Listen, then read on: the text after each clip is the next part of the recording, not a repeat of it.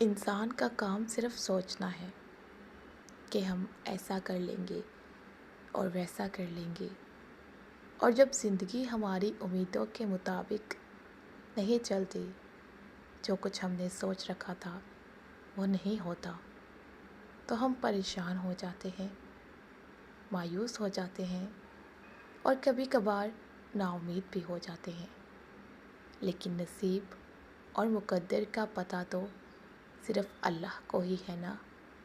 آگے کیا ہوگا، کیسا ہوگا، کب ہوگا، ان ساری باتوں کا علم تو ہمارے اللہ کو ہی ہے۔ ہمارے تو صرف اندازے ہوتے ہیں زندگی کو لے کر، پتہ تو کسی کو بھی کچھ نہیں ہوتا۔ تو پھر کیوں کل کو لے کر پریشان ہو، کیوں یہ سوچ سوچ کر فکر مند ہو کہ اگر ایسا نہ ہوا تو کیا ہوگا، ویسا نہ ہوا تو کیا ہو جائے گا۔ جہاں چیزیں انسان کے بس سے باہر ہونے لگیں، وہیں پر دعاؤں کا بس چلنے لگتا ہے۔